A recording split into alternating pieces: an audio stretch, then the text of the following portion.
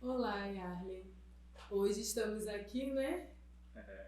Despretensiosamente, não POF, mas com muita pretensão de fazer diálogos relacionados à filosofia e raça. E eu consigo observar no nosso trabalho que a interseccionalidade ela é inclusive uma força motriz, né? Para a gente compreender os fenômenos de uma maneira mais completa, né? Eu acho que a interseccionalidade acabou, inclusive, me aproximando de você no nosso primeiro Sim, sim. diálogo.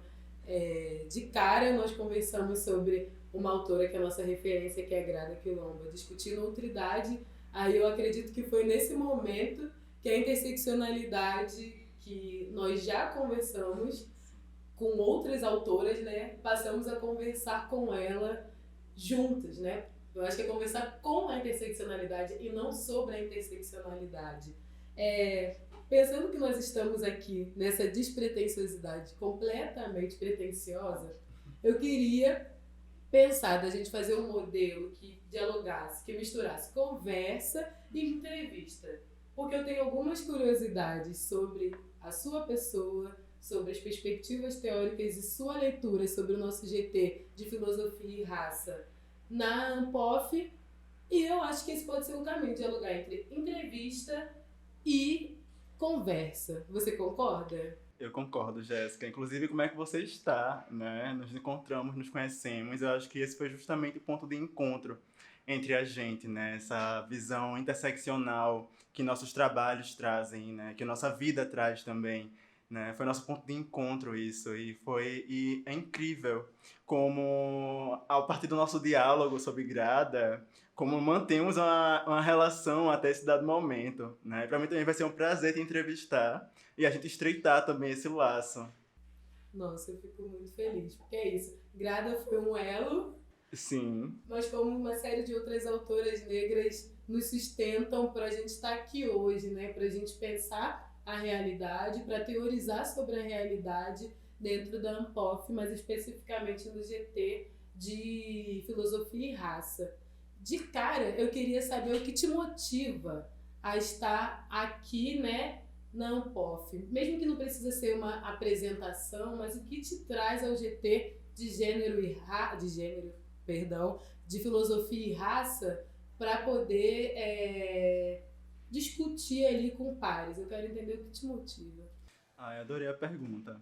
De cara, assim, Jéssica, porque o que me motiva a estar aqui é a minha história, né? Todo o meu arcabouço que eu trago comigo, né? Então, não tem como não falar de onde eu venho, né? Eu sou de Pernambuco, sou de Recife, e não tem como não falar desse lugar que me formou e que me reformou, né? Como quem eu sou hoje. Então, eu estudo filosofia lá, faço mestrado em filosofia, na linha de linguagem, né? Então, eu trago a questão da linguagem na minha formação e na minha vida, né? Principalmente na questão da pichação na minha graduação, né? Então, a linguagem perpassa a minha vida e me atravessa também. Eu sou uma pessoa transnobinária, então o contato com a linguagem, com os pronomes também é uma relação muito próxima para mim. E aí o que me motiva a estar aqui na Ampof é justamente a possibilidade de discussões, a possibilidade de criações de conhecimento, né? De ter esse contato como a gente está tendo aqui, né? De ter esse encontro como a gente está tendo. E aí também me gera a curiosidade de saber o que é que te motiva também a estar aqui, né? O que é que te trouxe para cá, para Ampof. Quero saber um pouco mais de tu. Quem é essa Jéssica também? Primeiro, que ótima a resposta, né? Entender essa linguagem que nos atravessa e com muita cautela, porque muitas vezes ela nos fere também, né? E refletir sobre esse lugar, eu acredito que você vai trazer uma grande contribuição para a área, de cara. E o que me motiva a vir para um POF é o meu orientador. Ele falou: precisamos de corpos como a sua, produzindo, construindo conceito, refletindo sobre a realidade a partir de um ponto de vista que é seu. Inclusive, desnudando, né, essa percepção da academia de que as teorias elas são neutras, né? São encobertas de uma neutralidade que não dá conta de refletir sobre especificidades, né? Essa filosofia, inclusive, o que me motiva a estar nesse congresso é ter cada vez mais ferramentas para situar a minha produção teórica, fomentar um diálogo com outras pessoas que estão discutindo próximo as teorias que eu acredito e até as que não estão próximas, porque eu acredito nesse crescimento que é importante, né? A gente ter diálogo, inclusive, com o diferente do que a gente está produzindo, até referências, eu acho isso muito importante. E porque o GT de raça acaba sendo, assim, esse lugar de vontade que a gente quer chegar, né? Nossa, encontrar algumas referências que a gente só lê nos livros, que a gente só lê nos artigos científicos. Então, estar próximo dessas referências nos alimenta e alimenta a nossa experiência enquanto pós-graduandas negras, porque assim, né? Estamos sempre sendo atravessadas por uma gama de referência que não nos contempla, mas estamos sempre ouvindo assim, essas são referências fundamentais para a sua pesquisa. E quando nós olhamos, nós observamos, peraí, essas referências não são tão importantes assim para a minha pesquisa, mas nós precisamos ainda ter a bênção dessas referências para ter as nossas pesquisas colocadas enquanto pesquisas, né? Para que elas não fiquem sempre presas naquela, essa discussão é muito contaminada, é muito... Então, eu vi para isso... Muito passional, né? Como falam, é muito passional, não é ciência. Não é ciência, sim. E aí eu acho que vir para esse lugar, e nesse GT especificamente, foi buscando ferramentas para que eu consiga estar cada vez mais municiada dentro da universidade, produzindo a minha pesquisa, que é completamente situada, manchada pela pessoa que eu sou, que tem uma experiência para além da academia e que gosta de imprimir isso nas pesquisas que eu estou fazendo. Eu acho que esse ele está sempre muito latente nas minhas pesquisas. Eu acho que esse é um avanço e eu vim para esse espaço tentando ampliar ainda mais essa discussão. E é incrível, Jéssica, porque a primeira coisa que me vem é de como estamos todas cercadas e no sentido de cerco mesmo, né? Como se fosse justamente uma guerra. Estamos num cerco onde todo esse cerco partilha de um universal, né? E que nossa pesquisa tem que estar alinhada a essa pretensão universal, a essa única via possível de conhecimento, né? E aí, quando tu traz essa perspectiva, me faz justamente pensar nessa questão interseccional de como a gente começou hoje, dessa quebra, né? Dessa quebra com esse universal, essa quebra com esse alinhamento que é muito compulsório, não é? Que é muito imposto pra gente enquanto subjetividades negras, enquanto pessoas negras e enquanto construção de saber, né? Do nosso saber, do nosso sentido, do nosso conhecimento, né? Muito cercado, né? A gente não tem muita possibilidade de fazer outras questões sem ser a partir de uma quebra, né? De um rompimento com as coisas, né? Com o conhecimento que é estabelecido. Nossa, muita coisa pra gente dialogar para além do podcast, né? E aqui, continuando caminhando, eu queria pensar um pouco junto com você, Ali, qual é a relevância. Acho que a gente já trouxe muita coisa aqui, mas acho que a gente pode ir para além, extrapolar um pouco, principalmente a partir das discussões que nós vimos ontem e hoje, e que estão acontecendo agora, sobre a relevância do GT de Filosofia e Raça para a Ampof, mas para além da Ampof. Ver corpos como o nosso teorizando e apresentando nossas teorias, eu acho que ele é fundamental não só para a Ampof, mas para além da Ampof. Eu gostaria de refletir com você qual é a relevância do GT e o que foi discutido lá para o Congresso e para além dele. Sim, acho que a gente já falou sobre essa importância de uma forma muito, não sei se indireta, essa palavra seria essa, né? Não sei se seria essa. Mas acredito que a gente falou dessa importância justamente nessa possibilidade de quebra, de rompimento com o que é colocado de forma tão compulsória, né? Para a nossa formação de conhecimento. Então, a relevância do GT, de Filosofia e Raça, né, que eu percebo, é como um processo de aquilombamento, sabe? Eu percebo como um processo de aquilombamento, onde resistimos juntas e também existimos juntas, né? E onde podemos escrever contra uma hegemonia, escrever contra um saber que é universal, né? Que se concebe como perfeito e como único, né? Então, acho que a relevância do GT de Filosofia e Raça é a possibilidade de romper com isso, a possibilidade de novos conhecimentos e a criação de novos papéis também, né? Não sei se tu concorda com isso, o que é que tu pensa? Nossa, eu concordo muito, né? A dimensão da pluriversalidade que vai sendo colocada no GT e vai sendo cada vez alimentada de novas pesquisas, de pesquisas outras que apresentam que a universalidade ocidental não deu conta e não dá conta das diversas leituras de mundo que é possível fazer quando a gente rompe com essa lógica. Eu acho que é uma contribuição assim fundamental do GT.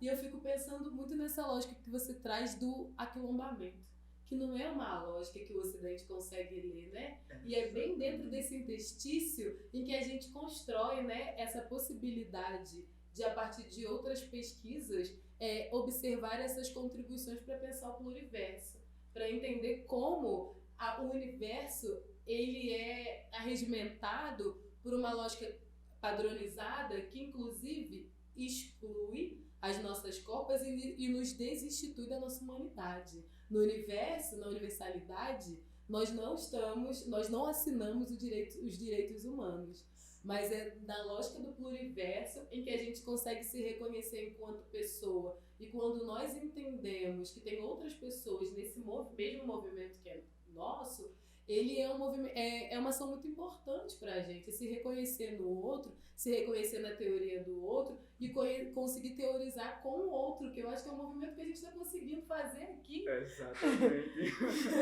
Eu acho que isso é uma conquista para o nosso futuro dentro da universidade também. Sim.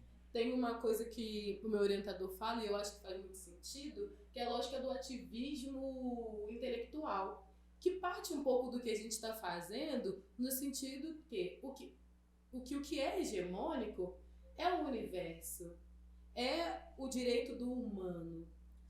E a gente está aqui dizendo que o universo não deu conta, que a gente vai ter que, para a inclusão das nossas corpas, nós vamos ter que ser vistas na dinâmica do pluriverso e que a teoria, inclusive, precisa dar conta disso. Dar conta de capturar nossas experiências sem nos encaixar, tentar de qualquer maneira nos encaixar nesse padrão que o universo tenta colocar pra gente. Eu acho que, inclusive, no meio da teoria, a gente tem um problema, Yarley, que é das próprias metodologias. Nós temos uma crise metodológica porque as que estão consensuadas hoje dizem respeito dessa universalidade que a gente viu que não fala sobre nossas experiências, que não fala com nossos interlocutores de pesquisa, que não dialoga com a realidade que a gente pretende estudar. E aí, vivendo essa crise metodológica também, que é uma coisa que meu orientador fala para mim, eu acho importante, que a gente tentar reinventar a partir de. E é por isso que eu falo desse ativismo intelectual, que é a possibilidade de partir de juntas, né? Pegando todas essas nossas angústias enquanto pós-graduandas, mas também conseguir avançar de modo a compreender a universidade como um espaço que onde vai conseguir refletir as nossas experiências por elas mesmas, que não vai encaixar nossas experiências dentro dessas caixas metodológicas que não dão conta de refletir acerca delas, que não dão conta, mas que a gente até hoje está tendo que realizar esse movimento, né? Porque para nossa pesquisa ser científica, se não é científica, qual é a metodologia que você está usando? Então eu acho que o aquilombamento, nesse caso, ele se junta com o ativismo intelectual à medida que, a partir daí, nós juntas precisamos construir uma universidade de outra, que nos auxilie, que nos dê subsídio de fato para entender fenômenos que são da nossa experiência ou que são de experiências próximas, né? Que não fale de alguém, que fale com alguém.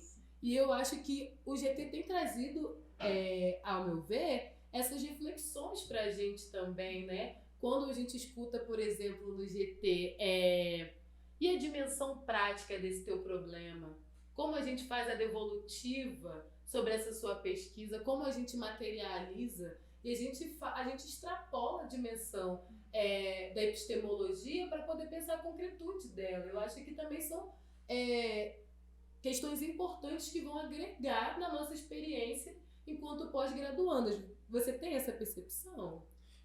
Tenho sim, totalmente, totalmente. Isso que tu fala, a primeira sensação que me dá é de como, nesse processo de inserção na pós-graduação, é necessário que haja cortes, né? E esses cortes a gente sente na pele, a gente sente nos braços, sente no corpo, né? E a gente precisa ser cortada e podada para poder caber dentro desse universo, e que não dá conta, né? Acho que isso que tu traz é uma afirmação ímpar, assim, de que não dá conta, né? Essa metodologia universal, essa pretensão universal, essa busca, né, por esse universo, né, me parece mais uma visão solipsista das coisas, né, onde o meu eu, e aí quando eu falo meu eu falo o meu eu branco, né, ocupa esse lugar do universo, e o outro tem que se encaixar, né, nós temos que nos encaixar nesse eu branco, né,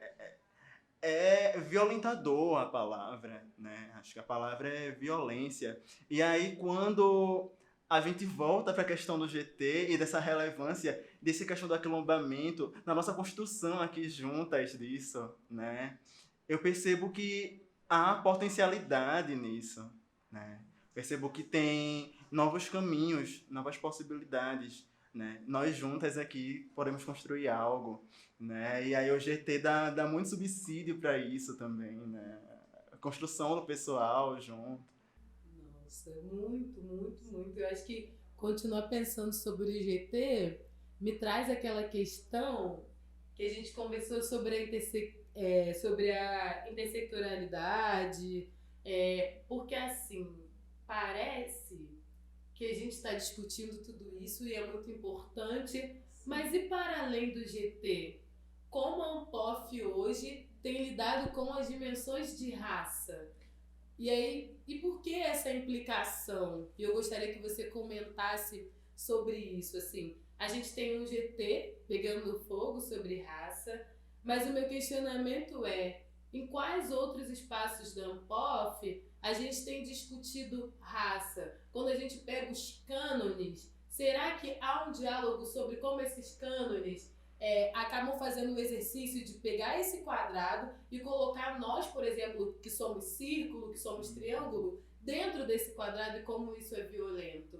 Então eu gostaria de refletir junto com você sobre como a gente sai da dimensão da intersetorialidade, de discutir raça, por exemplo, no GT, e ir para além disso para trazer a raça como uma dimensão central da experiência vivida da população brasileira. A primeira coisa que me vem, né, é de como a construção de algo à parte para discutir algo muito específico, que é raça, né, me dá uma sensação de isolamento discursivo, né, de um isolamento epistêmico, como se não tivéssemos a possibilidade de discutir outros âmbitos em outros lugares, como se o nosso lugar fosse apenas esse, né? Não tivesse possibilidade de outros lugares, de circularmos por outros lugares, né? E aí quando eu penso de circular por outros lugares, me vem aquela ideia do círculo, da gira, da roda, né? E de que o saber precisa circular, precisa rodar, precisa partir para outros lugares, né? E aí uma imagem que me vem é de um processo de enraizamento também, de pés no chão, da raiz da ponta dos pés enraizar, né? E aí eu fico pensando de como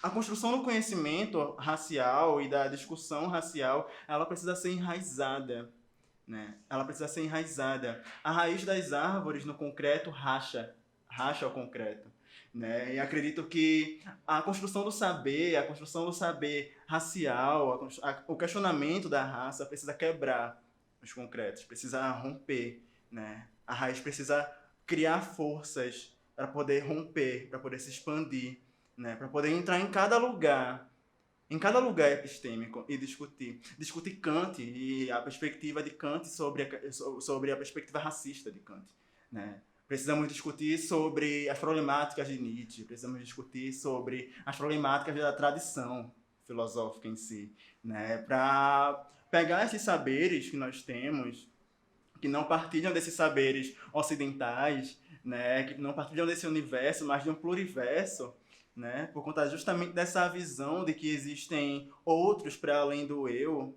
né? Acredito que podemos ampliar a discussão, podemos sair dessa centralidade, desse isolamento de apenas um GT de filosofia e raça e que discute apenas raça e chegar, por exemplo, num GT de, sei lá, cidadania, discutir raça, um GT de Wittgenstein e discutir raça, sabe? Chegar num GT de Hegel e discutir raça, sabe? Acho que a gente precisa fazer esse enraizamento também. Eu acho que a Unpop também precisa fazer esse enraizamento sobre a discussão racial, né? Facilitar esse enraizamento por esses outros lugares, não partilhar desse isolamento epistêmico, né? De colocar a nossa construção de saber em um único lugar, como se não tivesse outras possibilidades, né? Como se eu estudo linguagem, como se eu estudar linguagem, mesmo que num caráter racial, eu tenho que falar apenas de um GT de filosofia e raça, né? Eu posso falar no GT de pragmatismo, posso falar no GT de filosofia da linguagem, por que não? Né? Então, acredito muito nesse processo de enraizamento para poder criar esses novos saberes, né? Esse olhar intersetorial, né? Interseccional da coisa. Né? E como é que tu enxerga isso também? Estou curiosa para saber, quero te ouvir também. Nossa, eu acho que quando você fala sobre a interseccionalidade, eu quero voltar nela, porque é um conceito construído por feministas negras.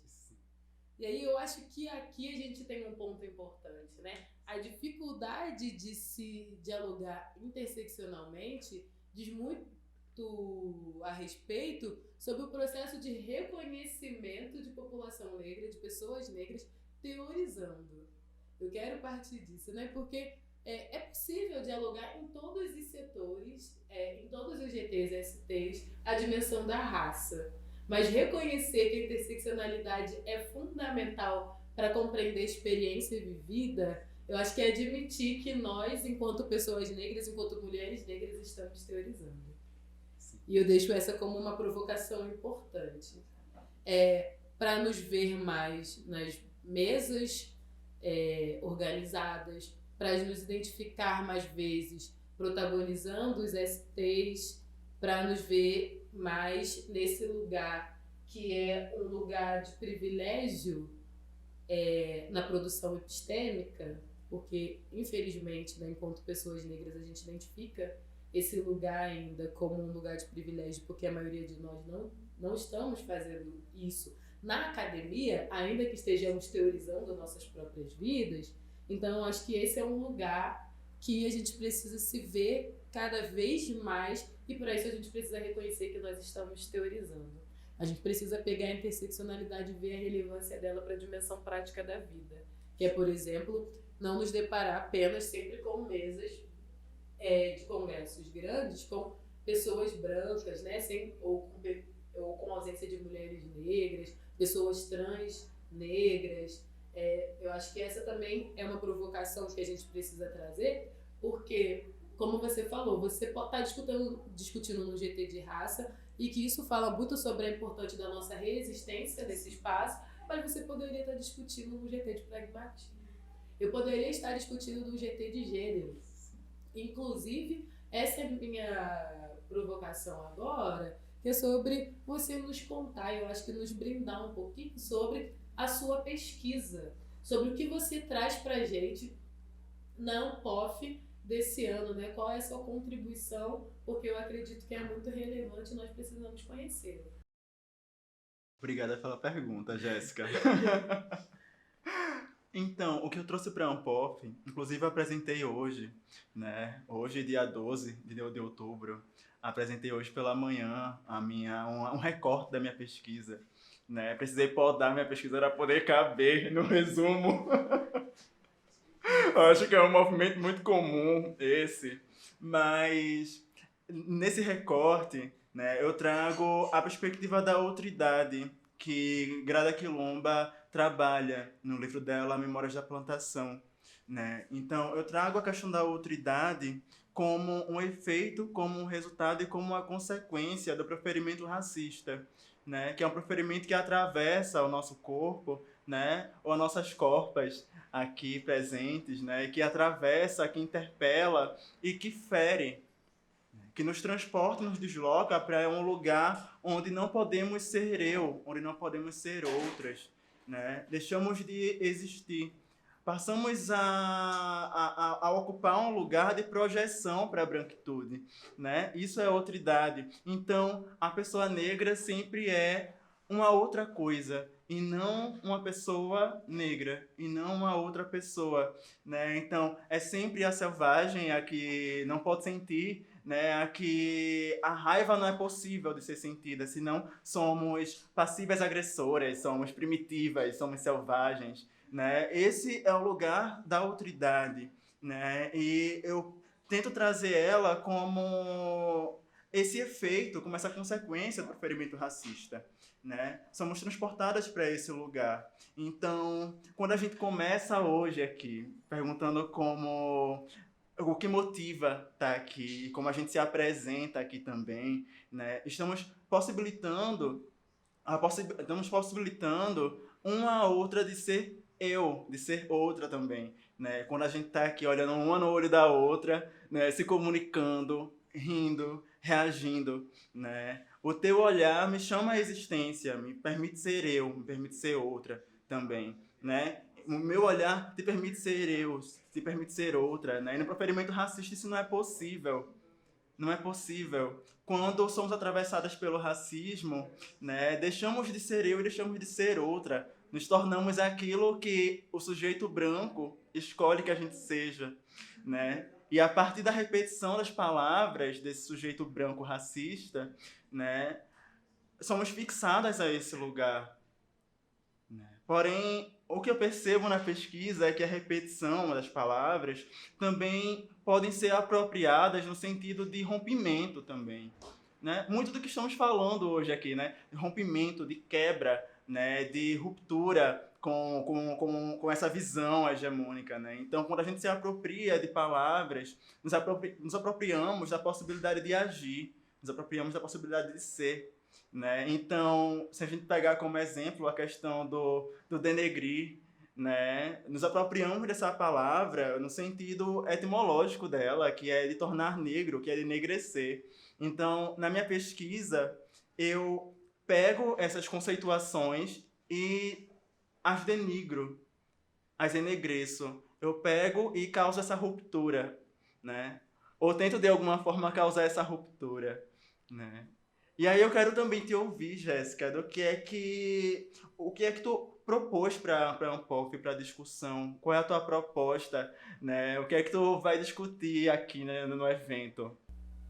Primeiro, parabenizar pela pesquisa, né? Eu já fiz isso em outro momento, mas eu acho muito importante pesquisas como a sua. Eu vou apresentar amanhã, no dia 13. O título do meu trabalho é Nem Tudo é o que Parece Ser, Identidades Sincopadas e as Transgressões Escritas na Cadência do Samba. É um trabalho, é parte do meu trabalho de mestrado em Políticas Sociais, que foi sobre as passistas do Salgueiro, né, uma escola de samba do Rio de Janeiro. Essas passistas, elas construíram um grupo que se chama Samba Pretinha, um grupo que se consolida num momento complexo da discussão racial, né, em que as feministas negras estavam questionando o lugar da globeleza. Então, nesse movimento, elas constroem um grupo de passistas para dizer: peraí, meu sonho é ser a globeleza. Por que as feministas negras estão dizendo que esse é um lugar ruim? E nós sabemos o porquê as feministas negras estavam colocando isso como um lugar ruim, porque não esperam que mulheres como nós estejamos aqui discutindo conceituação, refletindo sobre um GT, porque esperam que nós estejamos, e aí eu digo na leitura pejorativa, né, do outro, rebolando a bunda, né? Que é o olhar que as pessoas têm sobre nós, e acreditando que o nosso lugar é apenas esse, que é o lugar da hipersexualização. Mas ela chama atenção para o seguinte: peraí, esse é o lugar que eu escolhi estar. Eu sou passista a vida inteira. Eu quero estar nesse lugar. E porque também tem a dimensão da escola de samba, principalmente na lógica que você traz da circularidade, é de como circula esse conhecimento. A escola de samba, e uma das minhas interlocutoras vão dizer, é uma ecologia de saberes. Aqui, inclusive, o meu conhecimento é reconhecido. A minha linguagem corpórea é uma linguagem que fala com o outro. E com o outro é a bateria. E aí eu utilizo um conceito que é do Marcol para discutir chamada e resposta. Como o corpo, ele dialoga ou ele responde à bateria. Como o corpo responde ao solista que está puxando o samba, né? Que é o intérprete. E aí é por meio dessa linguagem, da linguagem das passistas, que eu reflito e desenvolvo um conceito que está para amadurecimento, que fala sobre as identidades sincopadas, que dialoga com o Du Bois e com a Patrícia Hill Collins, né? A dupla consciência e a autodefinição, para poder compreender como essas mulheres negras estão dentro das escolas de samba, mediando elas, quem elas são, o que as pessoas esperam que elas sejam. E, no meio disso, criando estratégias para a subversão dessa relação ambígua, né? Então, é a partir disso, de um triplo, são as passistas, o que elas são, quem esperam que elas sejam, e as estratégias que elas constroem, é que eu vou dialogar sobre as identidades sincopadas, dentro de um contexto que eu chamo de política da síncopa. E política da síncopa é também um conceito do Marcol que vai refletir sobre como pessoas negras construíram, por meio da dramaturgia, da música e das expressões culturais, um espaço de sedução do simbólico que vai o espaço de sedução do simbólico que vai encantar as pessoas brancas, primeiro pela folclorização e depois pela exotificação. Como esses lugares, foram lugares que a gente passeou para conseguir preservar e reconstruir nossas formas de sociabilidade. E aí, quando eu falo nós, eu estou falando dos sujeitos em diáspora, inclusive as pessoas africanas inicialmente. E aí eu questiono sobre esse projeto colonial de poder e falo mais. Ele não deu certo. Porque o Ocidente dá conta de uma leitura binária do mundo. E no meio de um e outro tem interstício, tem brecha. E é no meio dessas brechas que a população de afrodiáspora constrói e dialoga. Enquanto nos excluíram enquanto sujeitos de conhecimento, nós utilizamos as nossas corpas para construção, recriação e manutenção dos nossos conhecimentos. Então, no final das contas, o que eu quero dialogar com esse conceito é como nós estamos historicamente negociando o lugar que nós ocupamos, os lugares do plural que nós ocupamos nas sociedades coloniais, que que não se resume a ser colonizado como esperam de nossas subjetividades e nem de resistir bravamente para mantermos uma identidade cristalizada, mas como o jogo da população da diáspora se trata de um jogo de negociação, que a gente abre mão se necessário para preservar outras coisas. E por isso eu utilizo reexistência, recriação, reorganização, porque sempre que necessário, nós organizamos a partir do que a gente tem, mas a gente recria para preservar o que a gente tem. Inclusive, eu dialogo a partir do segredo, por exemplo, mas que se dá por meio do corpo. Eu pretendo e me pego a discutir a partir do corpo. Elas me inquietam a colocar o corpo na centralidade da produção do conhecimento.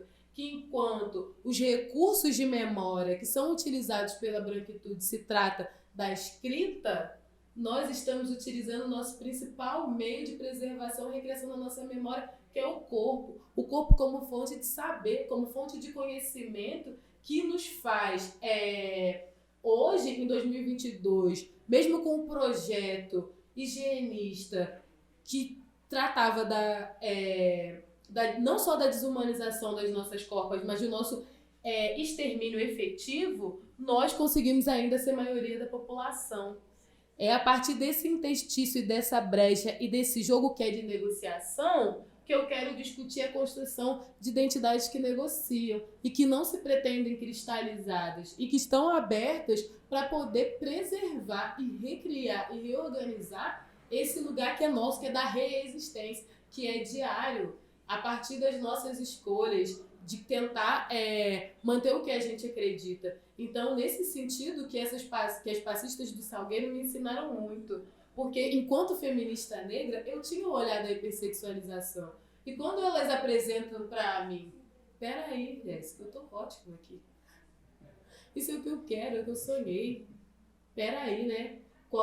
A gente tem direito de sonhar em relação ao que a gente quer e tem direito de não ser assujeitada pelo outro, independente de quem ele seja, né? Ou que ela seja.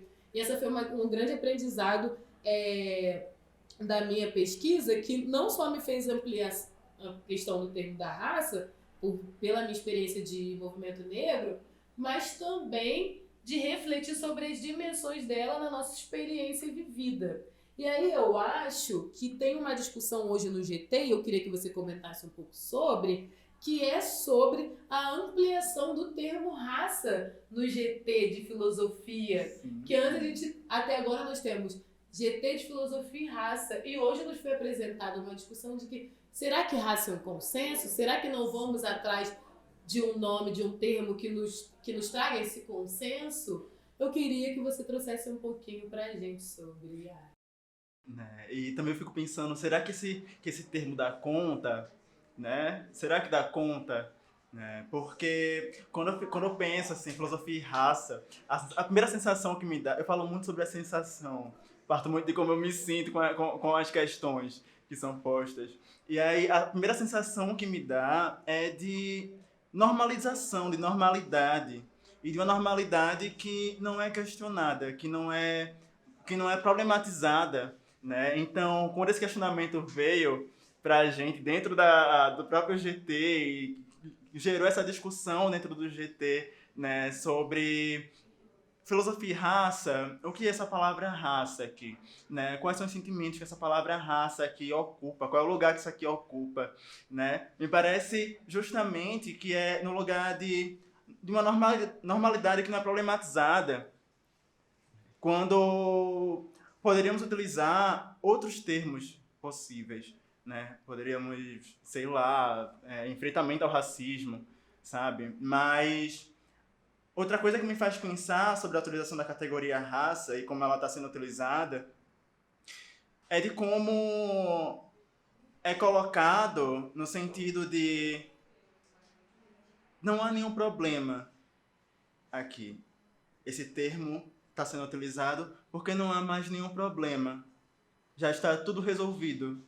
Não há mais nenhum questionamento sobre raça. Então, esse termo me parece que, quando ele aparece dessa forma tão limpa, tão higienizada, acho que a palavra seria higienizada, sabe? Me parece que os questionamentos já estão resolvidos. Me parece que não há mais discussão sobre justamente o que é raça, sobre raça como um processo de racialização, né? Como um processo da própria colonialidade, né? Como tu mesma trouxe, né? A própria colonização, a própria historicidade do Brasil, né? Enquanto construção de país, enquanto modelo de país, né? Enquanto uma construção apocalíptica de país, né? Eu me sinto transportada para um outro momento da minha pesquisa, que eu falo justamente sobre distopia e sobre apocalipse, sabe? E que fala dessa construção da palavra raça como esse instrumento, como um mecanismo né, político de separação, de segregação, né? Não como um processo racializador, né, que formula e reformula sujeitos, que nos formula e nos reformula, né? E que esse termo foi criado justamente pelas pessoas brancas, para justamente facilitar, com várias aspas, facilitar essa separação e esse genocídio, né? Então, é um instrumento de morte, né? É um instrumento apocalíptico, né? Perceba a palavra raça como um instrumento apocalíptico, um instrumento distópico, sabe? E eu fico pensando que existem outras possibilidades para além disso, sabe? A gente poderia falar sobre enfrentamento ao racismo. A gente poderia falar sobre problematização de raça, sabe? Ela, por ela mesma, como ela está posta, me dá a sensação de quebra da própria historicidade. Me dá a sensação de que, como eu disse, vou me redizer, né? Me dá a sensação de que as coisas já estão resolvidas, de que já está tudo certo, né? De que tudo bem utilizarmos a palavra raça sem questionarmos o que é isso, o que é esse lugar, o que é esse lugar de sujeitos, se formos pensar pela palavra de forma higienizada, né, de sujeitos raciais, mas não racializadas, sabe? Nesse discurso branco, nessa construção do discurso branco, sabe? Então, eu acredito que poderia haver outras possibilidades, né? Acho que um pouco de redundância em cima de redundância, acho que para ratificar isso, a importância da construção dessa outra possibilidade, né? Não podemos higienizar a palavra raça. Temos que mostrá-la como ela é, suja, que ela foi construída a partir de corpos que foram mortos. Então ela não é uma palavra limpa, higienizada. É uma palavra suja, que carrega uma historicidade, e ela não pode ser deslocada desse lugar. Esse lugar tem que ser exposto, tem que ser vulnerabilizado, né? Então acho que é isso, precisamos deslocar essa palavra, precisamos repensar isso de alguma forma, né? Não sei o que é que tu acha disso também, né? O que é que tu acha dessa palavra raça, né? Do nome do GT, como é que isso faz você sentir, o que é que isso te chama? Eu acho que eu tenho duas experiências, que é uma enquanto militante do movimento negro e outra que é enquanto acadêmica, que confluem na Jéssica, né? Que eu acho que isso é importante porque, enquanto movimento negro, o termo raça, a proposta era recriá-lo enquanto projeto, que ele nomeasse um projeto político da população negra, e que nos colocasse na possibilidade de sermos... como é que eu posso pensar isso? Que o termo raça colocasse uma possibilidade positiva na nossa experiência. Porque raça sempre foi usada de maneira pejorativa. Então a ideia era colocar inclusive o negro, o preto, num lugar de positividade. E raça acabou sendo aquele termo sob rasura e que a gente seguiu utilizando para recriar a partir dele experiências positivas. Enquanto a Jéssica da universidade, eu consigo entender esse processo de racialização, consigo entender que para nós é muito mais caro o processo de racialização e não em si o termo raça. Porque o projeto de racialização vai nos colocar enquanto pessoas negras, sujeitos inferiorizados historicamente, que sofrem de diversas formas do racismo e como ele se reverbera dentro dos microespaços a partir da estrutura. E enquanto, seguindo nessa linha, né, na academia, eu me pego pensando sobre esse lugar, que é de maior amplitude, porque aí você racializa o branco como sujeito superior. O branco também é racializado.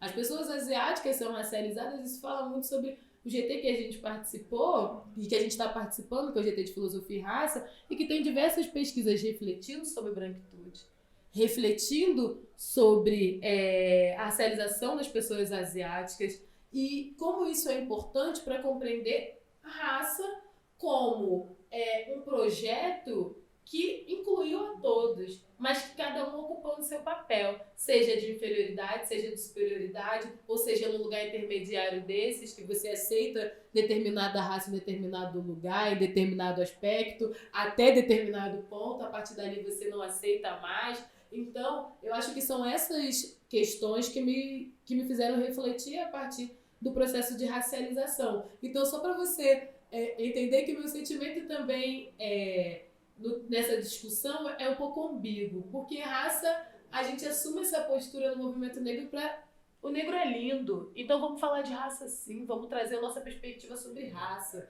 Enquanto dentro da academia, não, o projeto de racialização ele é amplo.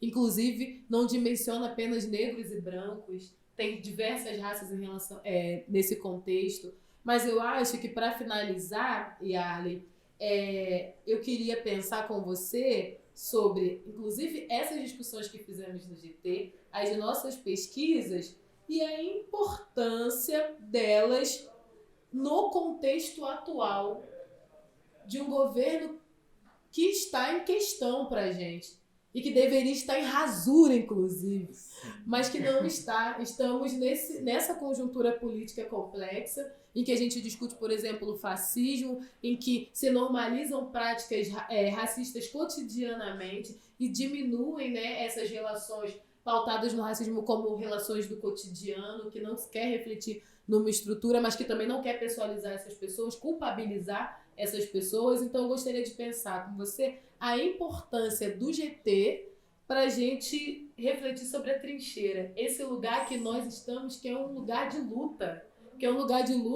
contra o fascismo, contra o racismo, contra as violências de gênero que estão cada vez mais normalizadas dentro desse sistema de governo que nós vivenciamos hoje. Respirei até fundo agora. Porque é exatamente essa palavra que tu falou, né? Uma trincheira, né? Onde a gente está no front, a gente está na linha de frente, aqui na linha de frente discursiva, né? Da coisa. Então, quando eu penso nessa conjuntura política, né? Eu penso a nossa construção de saber exatamente assim, como uma trincheira, né? Já que eu estou falando de um apocalipse, estou falando de uma guerra, né? Então a construção desse saber, ele entra como uma barricada, ele entra para ir de encontro, né? E quando eu falo de encontro, é para ir de contrapartida a isso, né? Como nadar contra a correnteza, e esse nada é custoso, né? E custa muito, né? Custa nosso suor, custa nosso sangue, custa nossa carne, né? Uma coisa que tu falou bastante para mim hoje, né, antes do podcast, que foi a questão do cortar na própria carne, né? E isso ficou muito marcado para mim, eu vou levar isso junto comigo, isso que tu falou, porque é como eu percebo também, deslocando a perspectiva que tu tinha trazido isso antes, né? Tu tinha trazido uma outra perspectiva, mas deslocando para esse lugar, eu fico pensando de como construir o saber no momento de retrocesso, no momento de conservadorismo que a gente está vivendo, cortes consecutivos e diários, né, sobre nossa subjetividade, sobre nossa saúde mental, sobre o nosso corpo, né, de como tem sido não apenas sofrimento, não apenas o custo, não apenas o sangue, não apenas o suor, ou o corte também, mas também como tem sido potencializador, né? Porque a partir também do nosso olhar, a partir do que a gente constrói também, outros sujeitos e outras sujeitas também podem se espelhar, também podem se ver, também podem perceber que há possibilidades também de ser, né? De que não se está só. Acho que como a gente começou hoje falando do aquilombamento, né? Então, é custoso, mas também é potencializador, também é capacitador, né? Essa conjuntura é subordinadora, mas também nós temos a possibilidade de capacitarmos, né? E logicamente longe de uma perspectiva romantizada disso, né? Muito longe disso. Mas de que não podemos falar apenas a partir da nossa dor, né? Nós não somos apenas sujeitas de dor e de sofrimento, né? Somos sujeitas capazes também e de muita potencialidade, né? De ser e de construir, né? De criatividade construtiva, Acho que pra gente, eu ir concluindo a minha fala aqui hoje, né, acredito muito nisso, na nossa capacidade criativa, né, de sermos potencializadoras e potencializadas nessa construção que é aquilombada aqui, né, nisso que estamos fazendo agora, né. Então, acho que eu quero finalizar agradecendo a Ampof por juntar essas perspectivas que são sinais de futuro. O que nós viemos aqui é pensar para além do que está colocado e conseguir refletir sobre como nossas corpas precisam estar em outros espaços e nossas reflexões não cabem em caixinhas quadradas e que essas caixinhas precisam se repensar apresentando nossas discussões, refletindo sobre elas, ainda que seja para questionar. Eu finalizo agradecendo esse nosso encontro, essa nossa conversa e a Ampof por proporcionar esse espaço maravilhoso de diálogo, que não é só esse, mas é também o GT, e intimá-la a ampliar esse espaço para todo o encontro, para todos esses dias, não somente no GT, mas como ordem primeira de organização das discussões. Obrigada, Arlen. Eu também agradeço muito a Ampop e passo as palavras de Jéssica a minha, né? Obrigada, Jéssica, por essa tarde. Vamos discutir muito mais aqui daqui adiante, né? E é isso. Obrigada, Jéssica. Obrigado, Ampop. Boa tarde.